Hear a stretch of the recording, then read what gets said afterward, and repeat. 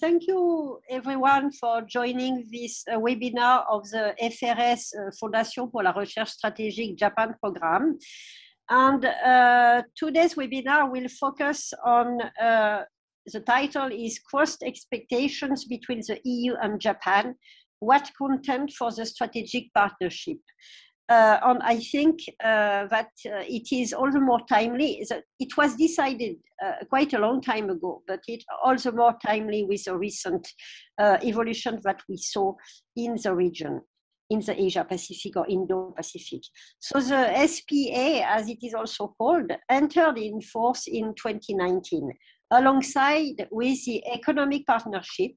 And the objective of these two partnerships were to establish a dialogue between the EU and Japan on issues of common interest in a rapidly changing strategic landscape. It also demonstrates the EU increased interest in the Indo-Pacific, as was demonstrated only a few weeks ago by the recently published Indo-Pacific strategy of the European Union, following France first, then Germany and the Netherlands, with, of course, differences between all of these some differences, among all of these strategies, Indo-Pacific strategies, but it also demonstrated Japan's interest in building new partnership far away from its base, but founded on common values. In order to launch the discussion, we have two excellent speakers, Mr. Tokuchi Hideshi.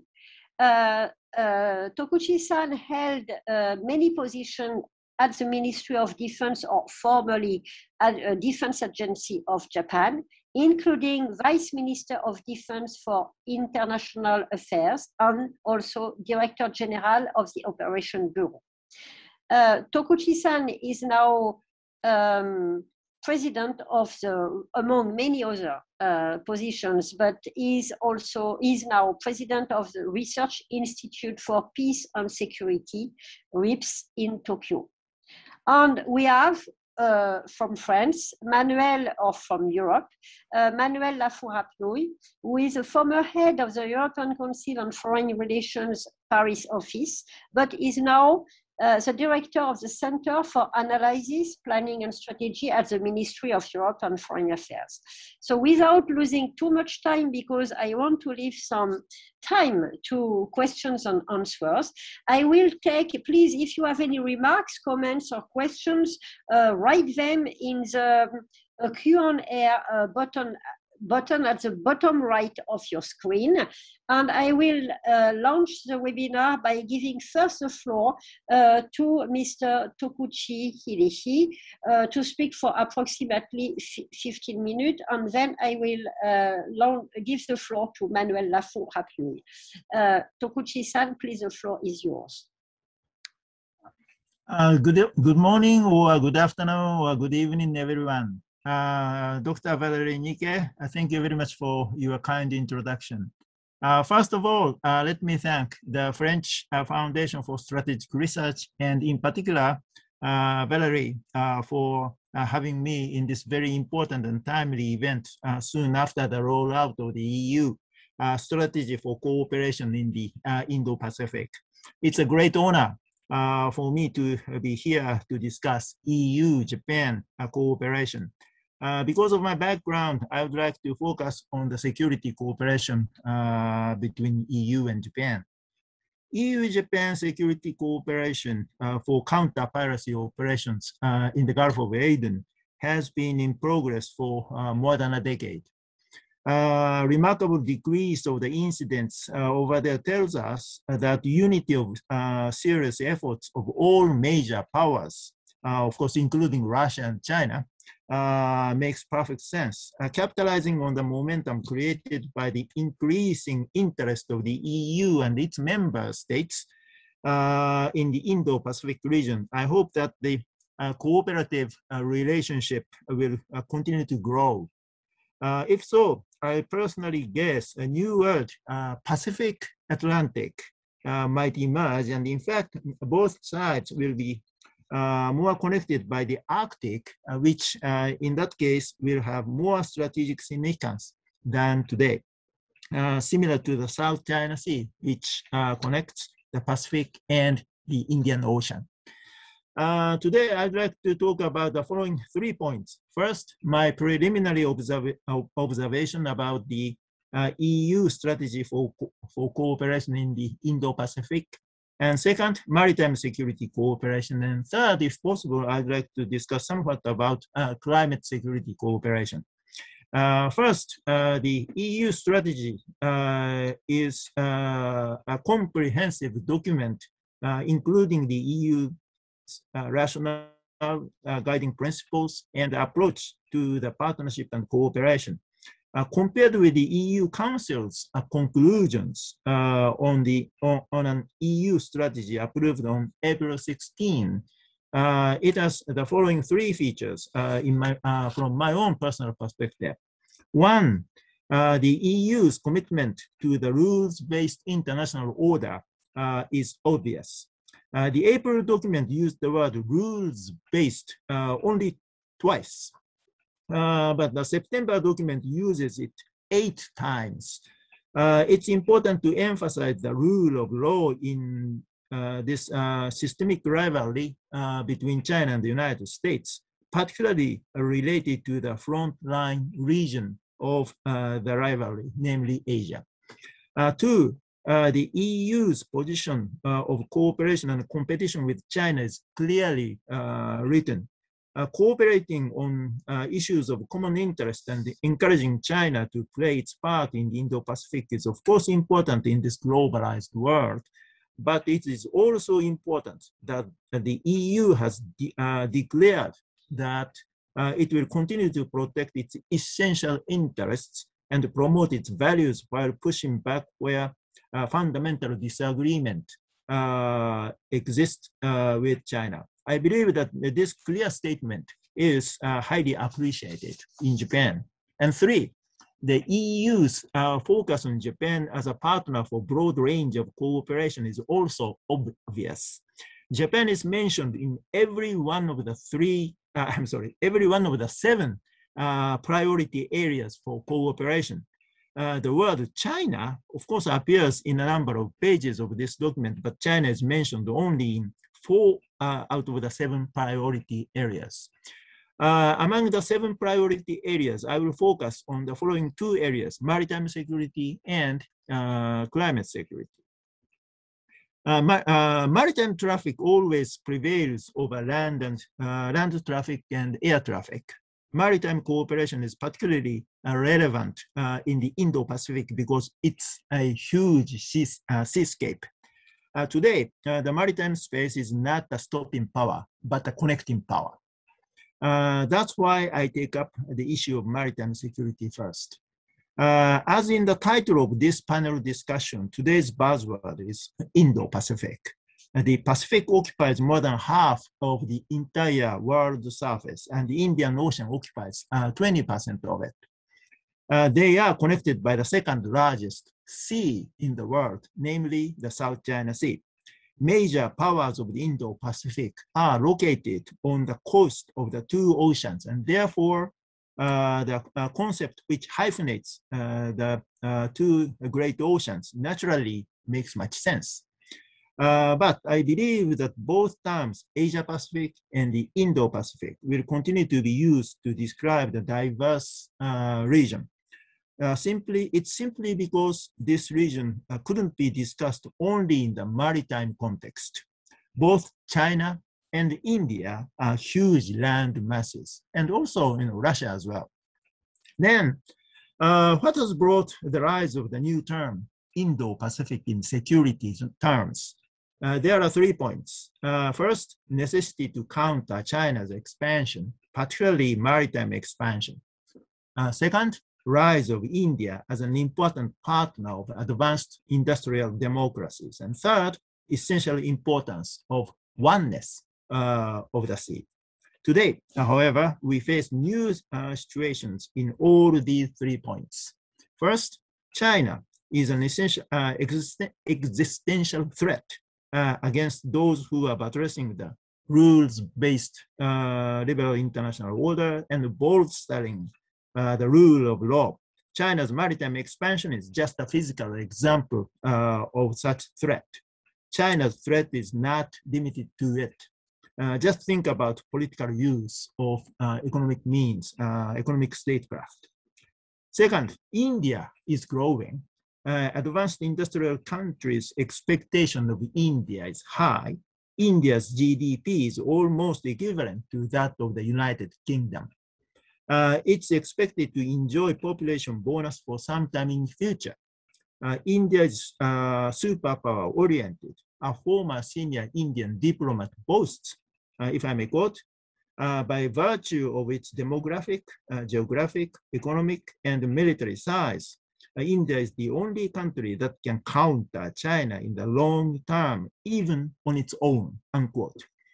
India emphasizes that it is the world's largest democracy, but it is classified as partly free and electoral autocracy by a number of think tanks. Concerns about India's political system is growing. And third, China's maritime expansion has brought so-called gray zone warfare, particularly in East Asia, South China Sea, East China Sea. It is not easy to deter. It's conducted often by the Chinese Coast Guard. When it is conducted by the maritime militia force under the disguise of civilian fishing boats, China can easily deny its attribution to avert responsibility. So it's very difficult. In order to address these challenges, Japan's free and open Indo-Pacific concept has strategic importance. There are 3 points. First, this FOIP, free and open Indo-Pacific. FOIP concept has made Japan's strategic and geographical priority clear. Second, it is to keep the US engaged in the region. And third, it's to bolster the rules-based international order. It is quite symbolic that the US Indo-Pacific Command is headquartered in the middle of the Pacific Ocean, namely Hawaii. Physically, the US stays in the center, but the efforts to keep the US engaged remains very important. I would argue that the EU and Japan can do a lot together. For example, fill the power vacuum in the maritime space together by increasing joint naval presence in the South China Sea and in the Pacific. Even if the EU and its members do not have enough assets to regularly deploy in the Indo-Pacific, Japan will be able to provide support for their stable stationing. For another example, help weaker Southeast Asians build their maritime security capabilities together. Improvement of maritime domain awareness is particularly an urgent task.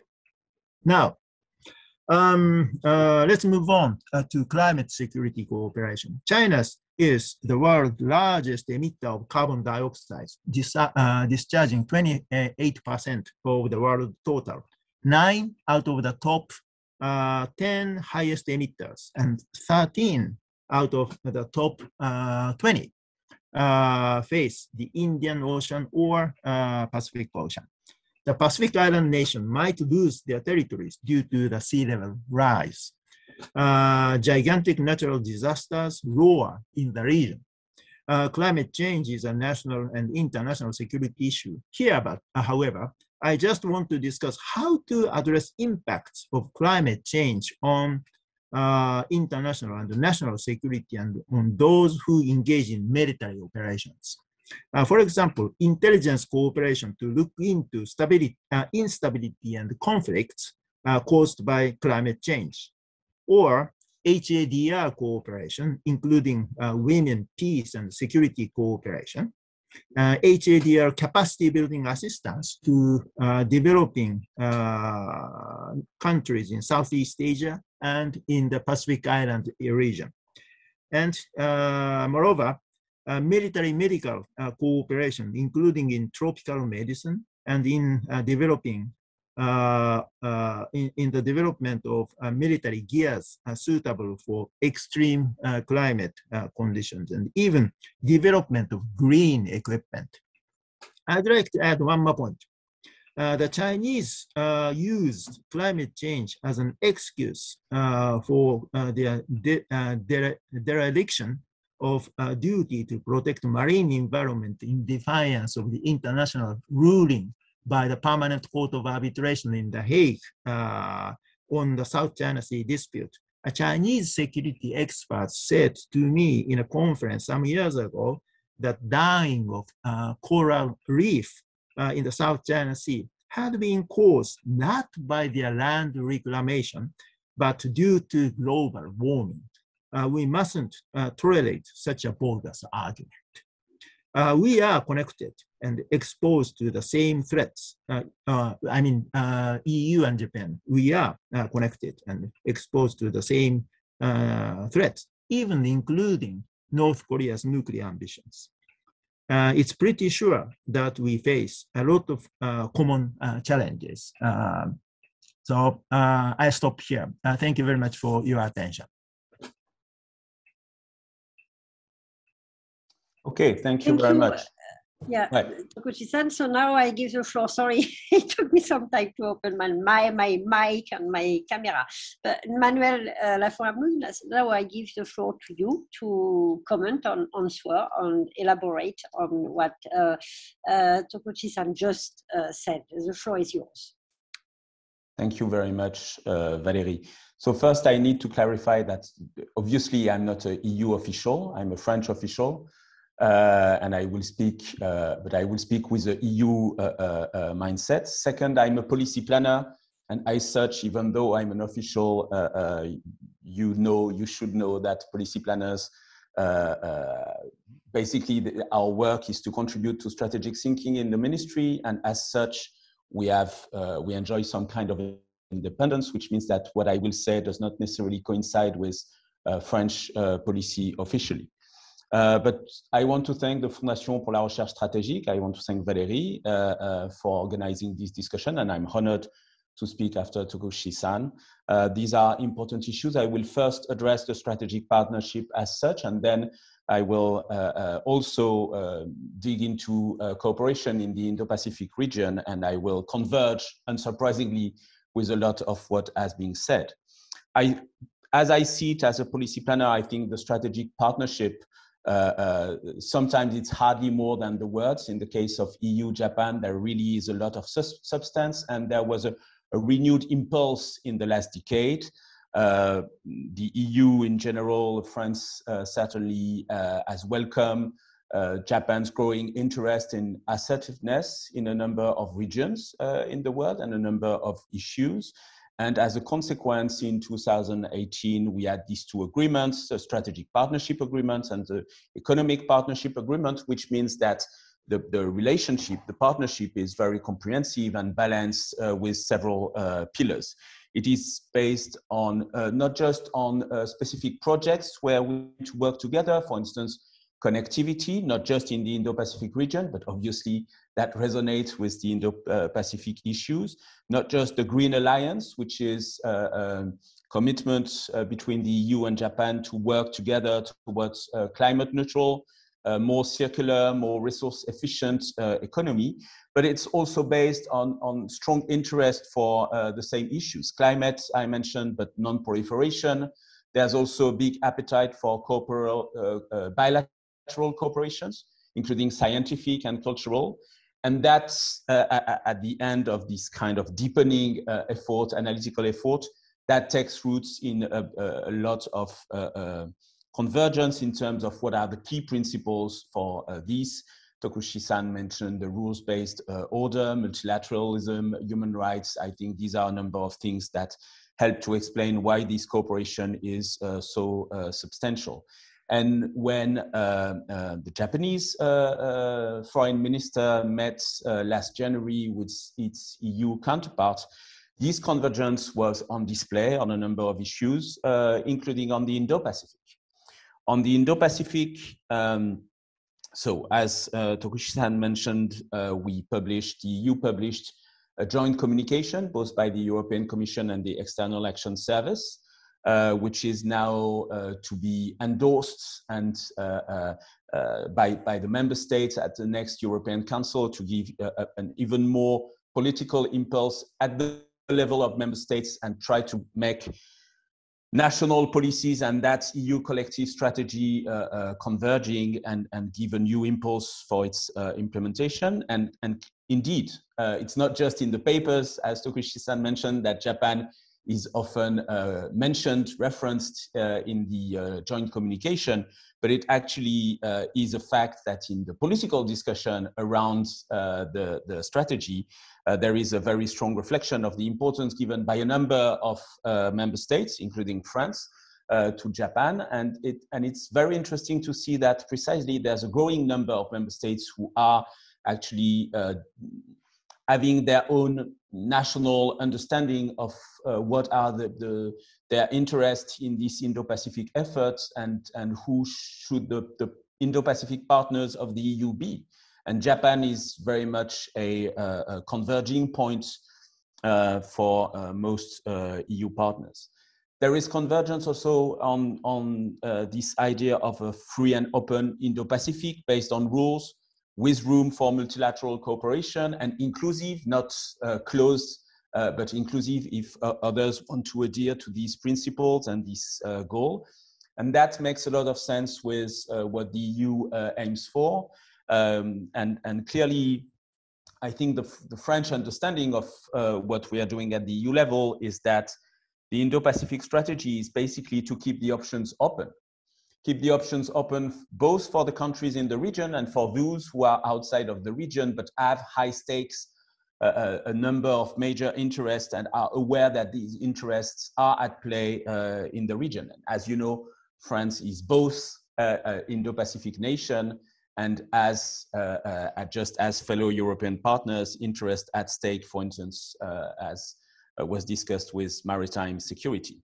So the idea is to offer alternatives to the countries in the region, help to reduce dependence and vulnerabilities. That works if you think in terms of trade, if you think in terms of tech, probably also if you think in terms of security, and I'll go to that in a minute. If you think in terms of information, etc., etc. And as a consequence, it is no surprise indeed that on the areas where Japan and the EU will cooperate, are already cooperating. You have a number of the key priority areas for this EU Indo-Pacific strategy: security and defense, including maritime security, but also trade and investment, regional connectivity. I said there is a joint connectivity effort between Japan and the EU, but clearly the idea is to build on that for regional connectivity in the Indo-Pacific region, climate change, biodiversity, environment, digital, and I could mention a few more. On security and defense, so it's interesting because I don't think everybody is aware of that, indeed in the joint communication, there are a few words about hard security issues. And the EU is already a player. Not everybody is aware of that. For instance, there is a significant capacity building effort on maritime security with the CRI-MARIO program, Critical Maritime Routes, that was initially meant to be mostly focused on the Indian Ocean. One of the things that came with this joint communication that was released in September is that the idea is to extend that further to the Southern Pacific area. And there is already some kind of EU member states maritime presence, and the EU wants to coordinate that maritime presence much more forcefully. What I think is interesting is that there is clearly an entanglement between security and including hard security issues and other issues that maybe we consider sometimes softer. And I will take exactly the same example, maritime security, to show that. For instance, if you think of illegal, unreported, and unregulated fishing, this is an issue that is an important part of the discussion between countries who are interested in the Indo-Pacific region, for environmental issues, clearly, for economic reasons also, but the geopolitical and the security dimension of that area is more and more important, because clearly there is a sense that the fishing fleets have a political relevance, or at least are used for political purposes in many circumstances. And so the idea that we need to discuss illegal, unreported, and unregulated fishing, IUU fishing, as the acronym goes, is security relevant, and the EU wants to precisely tackle these entanglements between hard security and so-called softer issues or global issues. Tokuchi-san mentioned the weaponization of economic relations. We could also take the example of tech and digital issues. There are many examples. I will not dig too much in all of them. Just the last word, because obviously this is something, as Valérie mentioned, that was not present when we first discussed this webinar, but is very much present now in the discussion. For the French and for the EU in general, there is no doubt that AUKUS is no reason to reconsider the European undertaking to the region. And Japan was already before September 15 one of the key partners for the EU strategy, for the French strategy for that matter. And that's even more the case right now. Just to go for full clarification, certainly that doesn't mean that there is an equidistant strategy by the EU between China and the US, and all the discussions that you may have seen recently between France or between Europe, the EU, and the US is precisely to work towards a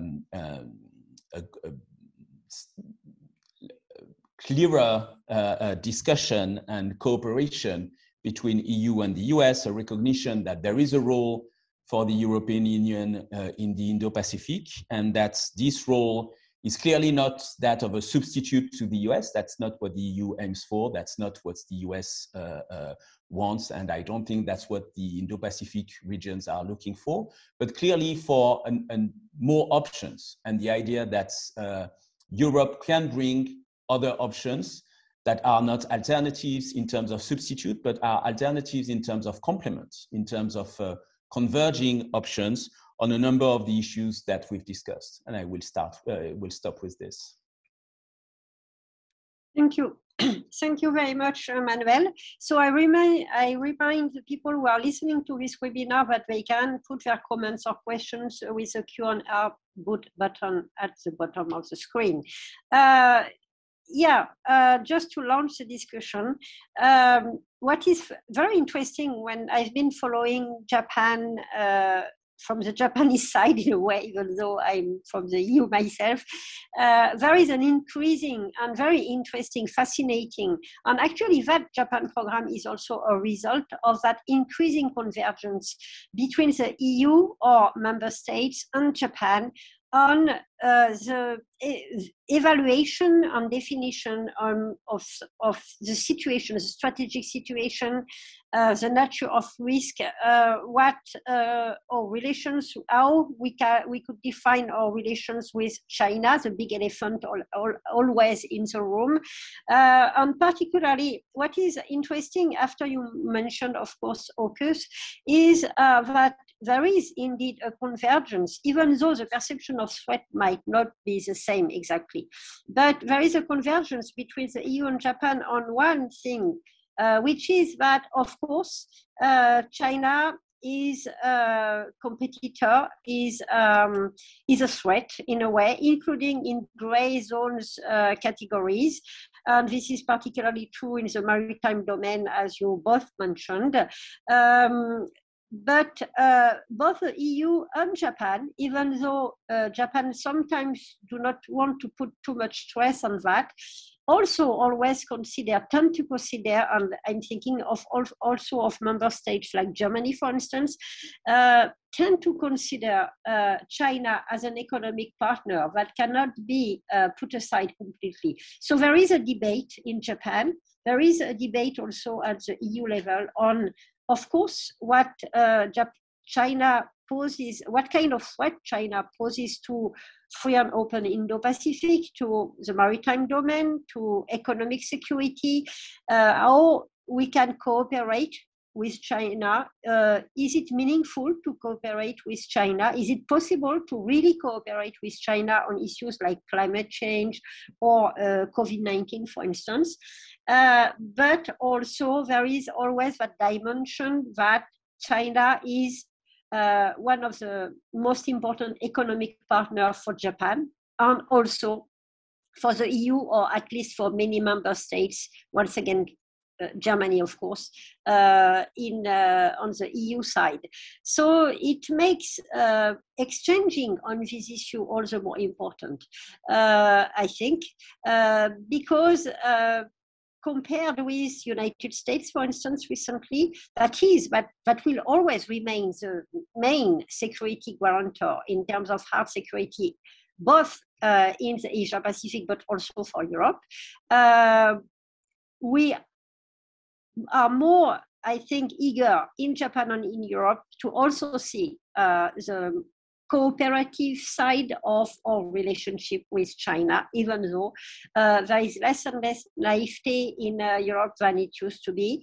And in Japan, of course, there is an increased awareness of the kind of threat that China poses to balances of power in Asia. So it's just a comment. I would like, it's someone, I don't know the name, so it would be nice if you could put your name. There is questions, maybe to both of you. I read it. There are some cases in which EU member states differ from each other in their positions on China. Oh, yes, that's what I mentioned. For example, rules related to the economy as well as the participation of European countries in the Belt and Road Initiative proposed by China. Do you think that the EU member states will all agree with the European Indo-Pacific strategy, which is normally intended to counter Chinese influence in this region? I'm not sure that the Indo-Pacific strategy is mostly that's the most important objective, is to counter China's influence in that region. But first, I will ask Tokuchi-san, what he thinks of maybe more globally different approaches. I'm thinking, of course, like the formerly 17+1 format of Eastern and Central European countries, or 16+1 now. What kind of remarks you might make on that, and then I will give the floor for his own answer to Manuel Lafont. Yes, Tokuchi-san, please. Yes, China is much different from the former Soviet Union. You know, particularly in the Asia Pacific, China is a hub of the regional trade and economy. So China is an economic power and at the same time military power. So you know, we have to cooperate with China, and also we have to compete or even counter China. So we have to pursue both policies at the same time. That's a big difference from our approach to the former Soviet Union. So it happens in everywhere in the world, I think. But from a Japanese point of view, you know, Japan is one of the frontline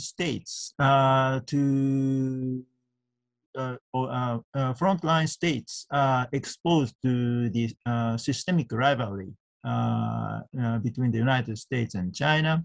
And also, you know, when China expands to the oceans, Japan's geography is much relevant to China because Japanese archipelago is in a position to control China's expansion to the Pacific Ocean.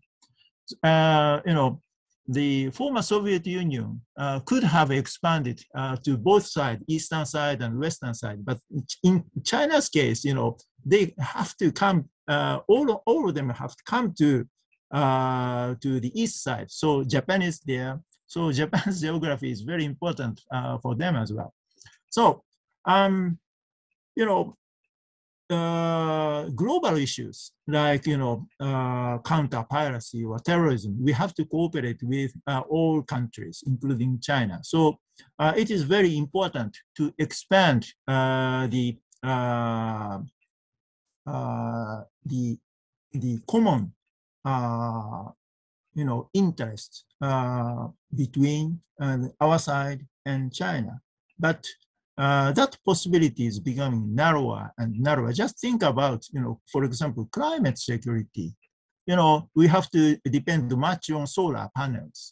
But in order to manufacture solar panels, we need, polysilicon. And China produces much of the polysilicon, and most of them are produced in Xinjiang Uyghur region. So, it is our side cannot depend on China's polysilicon anymore, I think. So even in the global agenda, like climate security, we can't cooperate much with China. So it's a very difficult situation. But anyway, I would like to point out that we have to think about the importance of maintaining the rules-based order, even at the cost of short-term economic interests. Thank you, Manuel. If you want to, yes, of course. Yes. So in terms of the convergence on the strategic assessment, I think that so the EU is known for this idea that there is a triptych, that the relationship with China is that of a competitor, a partner, and a systemic rival. And I think that the EU's strategy is precisely to keep some kind of balance between the three. The challenges, and that's the case for the EU as much as it is for Japan, and I would say including for the US, which has in its foreign policy discourse endorsed this triptych, competition, partnership, and systemic rivalry, is that it's not like we have competition only on some issues, then other issues where it's about partnership, and then again other issues on which it's systemic rivalry. But these three dimensions coexist in just one issue. We've discussed about maritime security, and that's very much the case that there is competition, economic competition. Fishing is one example. Infrastructure is another example. There are issues on which we need to partner. Protection of biodiversity, plastic pollution, which exists also in the maritime domain and is a big issue for Japan-EU cooperation, for instance. And there is systemic rivalry with the kind of more geopolitical aspect that I mentioned, and the challenges to the international rule of law and the rules-based world order, as Tokuchi-san mentioned in the case of the arbitration about the China Sea. And also the other challenge that comes is because the balance between the three is not just for us to decide. It is also impacted by the way China behaves. And it is the case, if you look at how things have evolved for the last year, that China's behavior, not just in the Indo-Pacific region, has really changed that and gave more proeminence to the systemic rivalry dimension. But clearly, the EU idea is not to go for systematic confrontation. I think there is this speech, which is a very important speech, as far as I am concerned, by the US Trade Representative, Catherine Tai, which speaks about durable coexistence. that is one of the challenges. There are, of course, hard security issues. I'm not denying that. And these are issues on which we need to discuss. But the security challenges, the rivalry does not take place only on the military and defense side. And the durable coexistence is a challenge in itself. That is why we are stressing the idea that we need to have a balanced approach to the Indo-Pacific. And that's why I did mention not just the security issues, but the civilian issues. On the question from the audience, there is already broad support for the Indo-Pacific strategy that's for the joint communication document. And there is not just support on the paper, but the discussions are leading to support in terms of committing more resources and more political energy to the implementation. The connectivity strategy of the EU was actually adopted a few years ago, and so far the track record is probably underwhelming compared with what the ambition should have been. But the president of the Commission, Ursula von der Leyen, she did put forward a number of ideas to relaunch the effort on that. And part of the idea to relaunch the effort on connectivity is to make better use of the partnership that we have with regional interlocutors, including Japan. But the idea is also to put more resources, including EU resources, etc. So there is already broad support, and that may have to do with the fact that, for instance, if you look at the 16+1 format, the format between 16 EU and non-EU European member states and China, there is clearly an evolution in the perception of this format and its usefulness and its relevance by a number of EU member states. There is some kind of frustration. You may have seen the spat recently between Lithuania and China. Lithuanians stress the fact that there are more Lithuanian investment in terms of stocks in China than there is Chinese investment in Lithuania. So clearly there is frustration for a number of European partners, and that clearly helps in having the kind of convergence that I'm talking about. But clearly, just because I saw the framing and the wording of the question, the strategy is not about countering Chinese influence, it's about avoiding dependencies, which makes it very different also in the way it's going to be implemented and the kind of tools that you're going to use and the kind of discussion you're going to have.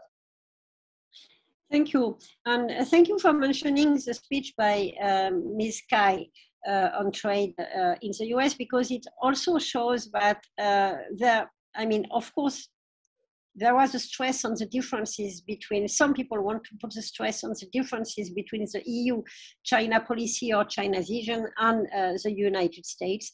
But actually, some debates do exist also in the United States, as I mentioned before, in countries in Asia-Pacific, like Japan, for instance. And things are not as black and white as some would like to comment, especially after this AUKUS thing. And just to go on with the content of the partnership, and maybe it's more specific, but it's a very important dimension for Europe, but also for Japan. It's a question about space, cooperation in terms of space, and the dimension of space in the exchanges and partnership between EU and Japan. Who wants to tackle that one? Maybe Tokuchi-san, I saw you say, maybe you have something to comment on space more specifically.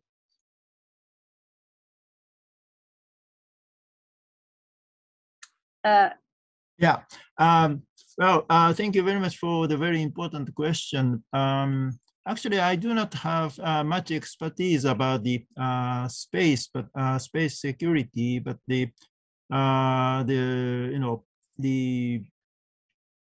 outer space is one of the new domain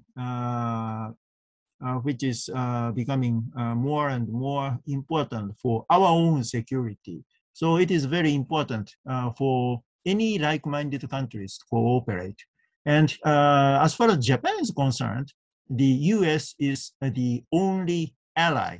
So it is very natural for the Japanese and Japanese government to try to approach the US first. But of course, the in this case, it is very important for all the like-minded countries, including the US and EU and EU members and Japan and other countries to master the necessary technologies together. So in that sense, of course, space will be probably one of the promising areas for a strategic cooperation between the two sides. Manuel, do you want to add something on that? Very quickly. So right now there's a lot of discussion within the EU about space, which have to do also with the European sovereignty discussions.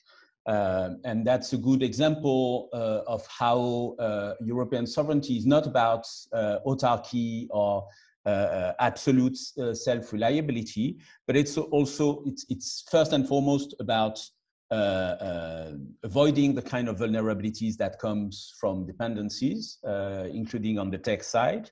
And there is going to be in the strategic compass, which is a kind of security strategy by the EU that is being discussed now, there is going to be a strong emphasis on space. The idea is not that this kind of European sovereignty approach is not cooperative. On the contrary, and that's very much also the understanding in France, not just at EU level, that European sovereignty is a cooperative brand of sovereignty. It's meant to allow us to be parts of the rules making. And I think that space is also a good example of what Tokuchi-san mentioned about the rules-based world order and its importance. And actually, if my recollection is correct, space is mentioned as one of the areas where security and defense dialogue with Indo-Pacific partners need to happen. If you're looking at the joint communication by the EES and the European Commission. Thank you very much. And beyond space, beyond rules, what another field of cooperation and discussion, which is absolutely necessary, concerns also norms, and it's in all sectors. I mean, the dialogue on norms between like-minded countries, as the word says, I think are essential, especially between the EU and Japan, sharing a lot of common values, as Tokuchi-san said. I will just ask two questions at the same time. Maybe the first one to, because they are maybe in a way, somewhat related. The one is, do you see a possible evolution of Japan's position, particularly regarding the EU, with the election of, with a new prime minister, sorry, not election yet, of Fumio Kishida? More broadly, it's a little bit related to my remark on the debates in Japan, also on the importance of China and what kind of relations you have with your ally, the US, but also with the European Union. And maybe not directly related to that, but I don't know if Manuel could tackle this, or about, the question is just about, are there any conflicting issues or sectors between the EU and Japan concerning their strategic partnership? So Tokuchi-san, please, if you could just tell us a little bit more, either about the conflicting sectors, potential conflicting sectors between the EU and Japan, or divergence, also on the evolution of Japan's foreign policy under Prime Minister Kishida. Well, I'd like to talk a little bit about the foreign and security policy of the new government of Japan. As you know very well, the new Prime Minister was a foreign minister for a long time under the leadership of the former Prime Minister Abe, and he is one of the politicians who promoted the concept of the free and open Indo-Pacific. And as far as I see from his own address to the National Diet several days ago, the foreign and security policy of his cabinet will be a continuation of the previous governments of Japan, and also Prime Minister Kishida said that his cabinet would review Japan's national security strategy and the national defense program guidelines and 5-year midterm defense program. And so we have to see what the outcomes of the review work would be. But of course, the rhetoric might be changed, but I think the trajectory will be very similar to the former government, I think. But anyway, the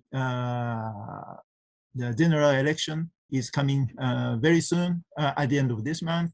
So let's see what will happen. Manuel, please. So I don't have specific comments, obviously, on that, but it was very interesting to hear from Tokuchi-san on whether there are differences. I'm a policy planner, so my job is to look at the big picture. I'm sure there are differences, but looking at the big picture is interesting because it prevents you from falling into the trap of the narcissism of small differences. And really what is very striking with this Japan-EU strategic partnership, and that works also for the bilateral relationship between France and Japan, is that precisely if there are differences, there are rather small differences with compared to the bigger picture. I just take one example, maritime security, and I was very happy that Tokuchi-san mentioned it. This was not traditionally an issue for very easy discussion between Japan and the EU, because there were differences on the importance of environmental concerns and protection of some species, etc.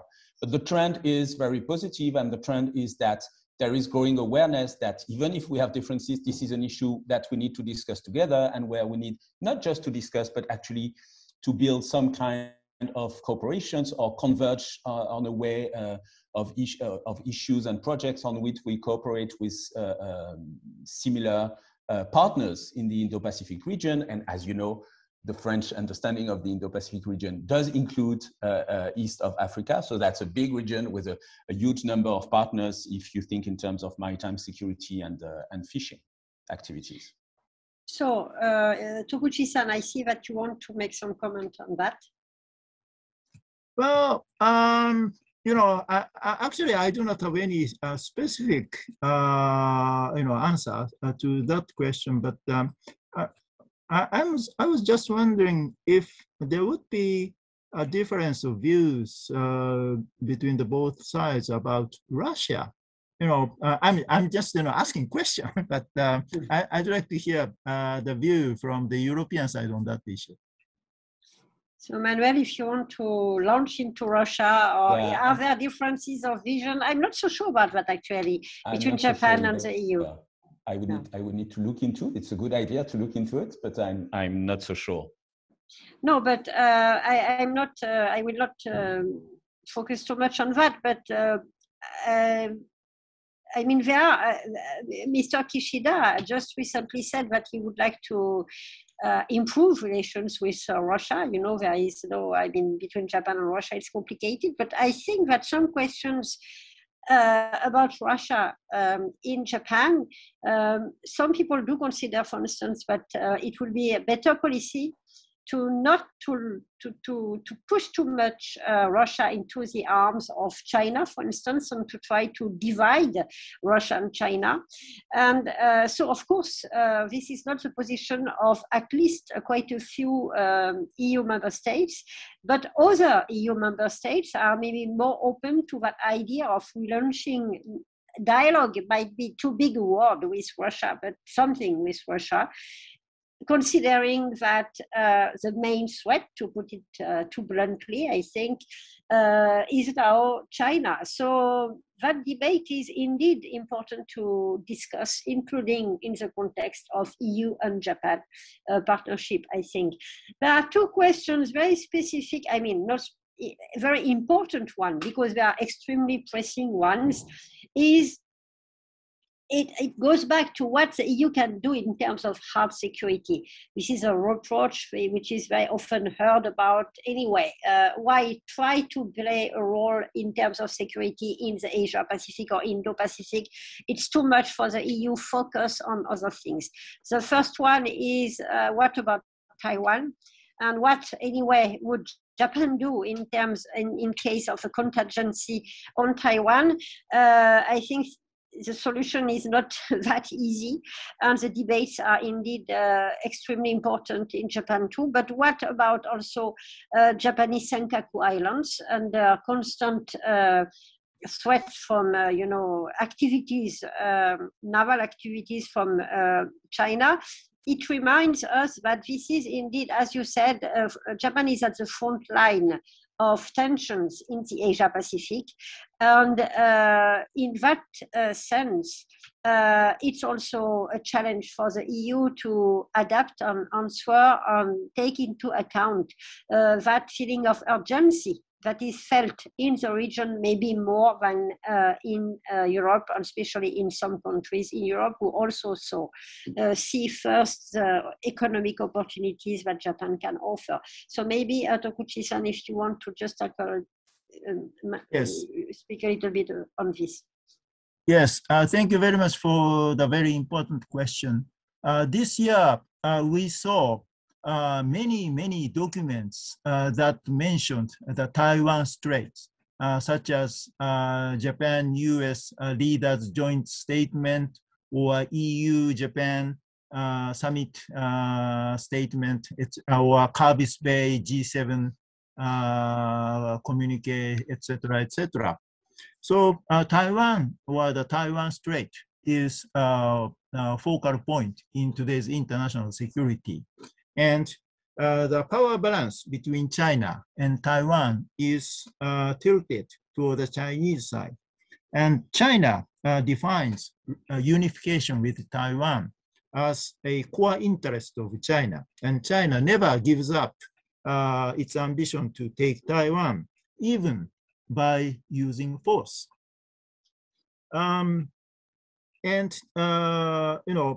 Taiwan is a vibrant economy. Taiwan is now a vibrant democracy. And Taiwan is a center of semiconductor industry. Also from a Japanese point of view, Taiwan is Japan's best friend in the region. And also, Taiwan is very close to the Senkaku Islands. So in a number of important points, the security of Taiwan is linked to the Japanese own security. The Senkaku Islands and some other islands in the Southwest Island chain are so close to Taiwan, and that Japan would be inevitably affected by military contingencies involving Taiwan. And in that case, US would respond using military bases in Japan. And also, Japan would have to help more than 20,000 Japanese nationals in Taiwan. Although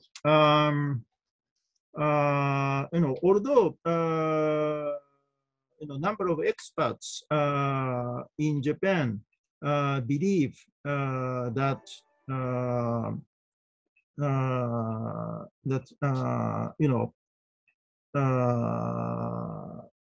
the Chinese leadership knows that the unification by force of Taiwan is a risky job.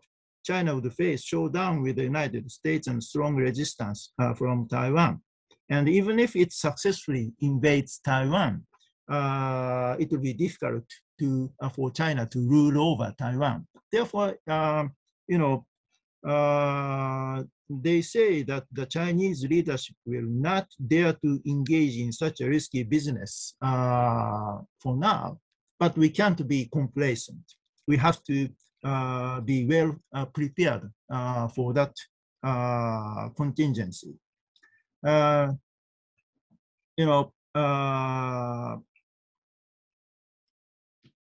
Maybe and and even if Japan doesn't exercise the right of collective self-defense to the defense of Taiwan, Japan will have to logistically support the U.S. military operations from Japan. So Japan will have to make a hard decision. But I believe that short-term economic benefit should not hinder national security interests of Japan. So in that sense, Japan must regard the security of Taiwan as its own security issues. And just one more thing. An opinion poll conducted in Japan in April indicates that 74% of the Japanese nationals are in favor of Japan's engagement with matters pertaining to the stability of the Taiwan Strait. Of course, it is not clear whether this is translating into willingness to be engaged militarily, but I think that the Japanese willingness to support Taiwan's security is increasing. Thank you very much. We are at the end of our webinar. I will maybe just leave the floor very quickly to Manuel Lafont if he wants to just give a few words of conclusion or remarks. Very quickly, and I'm not going to add to what Tokuchi-san said specifically on these issues, but there is indeed the question of is the EU relevant in terms of defense and security in the Indo-Pacific? And as a policy planner, I have a few ideas on how indeed there is a role for the EU. First, there is this idea I mentioned of coordinated maritime presence, which is also a testimony to the importance of rules and the importance of abiding by the rules that we mentioned. Second, there is still this idea, which is clearly underlying the whole Indo-Pacific strategy at EU level to offer alternative options. We have seen the reaction, for instance, in Indonesia or in Malaysia to AUKUS. So there is a need for other approaches, other partners, other kind of partnerships. And the EU can and has a role to play, the EU and its member states. Third, the competition does not take place only in Asia. And that means that there is a role for the EU also on the balance and the interdependencies between the Indo-Pacific region and other regions in the world. And that is not just about backfilling. It's much more diverse than just backfilling. And last, security is not only military. We all hear all the time about hybrid warfare and conflictuality. We hear about cyber. And on these kind of topics, clearly there is a role for the EU also to play. So that's what I wanted to add. And I thank you very much and the audience for this very interesting seminar. Thank you very much to all of you who participated to the webinar, and thank you to our two speakers. I think it has been extremely informative. Mr. Tokuchi, Professor Tokuchi, and Manuel Lafont. So we will organize other webinars in the framework of the Japan program at FRS and let you know by the usual means. So again, thank you very much for participating, and goodbye. Yeah, thank you very much. Goodbye. Thank you. Yeah, Bye. thank you.